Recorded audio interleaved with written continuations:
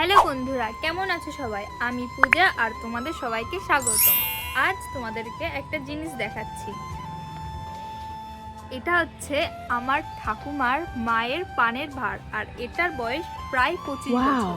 আজ এটাকে নতুন রূপে সাজাবো, আর দেখা যাক আমার ঠাকুমার রিয়াকশনটা কেমন থাকে। ফার্স্টে হাঁড়িটার ওপর দিয়ে সাদা কালার দিয়ে পুরোটা কভার করে নেব। এই হাঁড়িটা আমার ঠাকুমার সত্যি খুবই প্রিয়। নিজের মতো করে হাঁড়িটাকে সাজিয়ে তোলার চেষ্টা করব। সাদা রং দিয়ে কভার করার পর এর ওপর তারপরে হাঁড়িটা শুকিয়ে গেলে বেগুনি রং দিয়ে কিছু ফুলের পাপড়ি আর মাঝখানটাকে গোলাপি কালার করে দিলাম।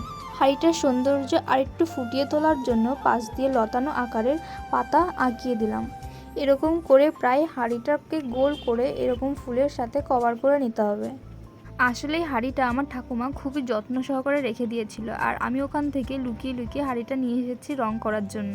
হাঁড়িটার যদি কোনো খারাপ অবস্থা হয় তাহলে আমার কপালে অনেক দুঃখ আছে, তাই একটু ভয়ে ভয়ে আছি কেমন হবে। গাইস, আমি আমার নিজের ভয়েস দিয়ে ভিডিও বানাচ্ছি। যদি আমার ভয়েস ভালো না লাগে তাহলে কেউ কোনো মাইন্ড করো না প্লিজ। পুরো ফাঁকা ছিল বলে অরেঞ্জ কালার দিয়ে দুটো পাপড়ি আর মাঝখানে খয়েরি কালার দিয়ে দিয়েছিলাম। নিচের দিকটাও খুব ফাঁকা ফাঁকা ছিল বলে ব্ল্যাক কালার দিয়ে একটা গোল রাউন্ড টেনে নিলাম। গোল রাউন্ডটা টানা হয়ে গেলে নিচে ফাঁকা ফাঁকা লাগছিল বলে আরও কিছু ফুল আঁকিয়ে নিলাম। সেম ফুল পুরো হাঁড়িটাকে রাউন্ড করে আঁকিয়ে নিলাম। ফুলগুলো আঁকানো হয়ে গেলে হাঁড়ির মুখটা সাদা রং দিয়ে কভার করে নিলাম।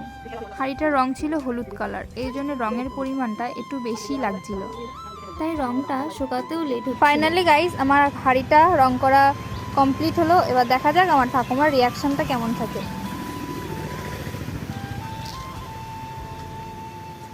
ও ঠাকুমা,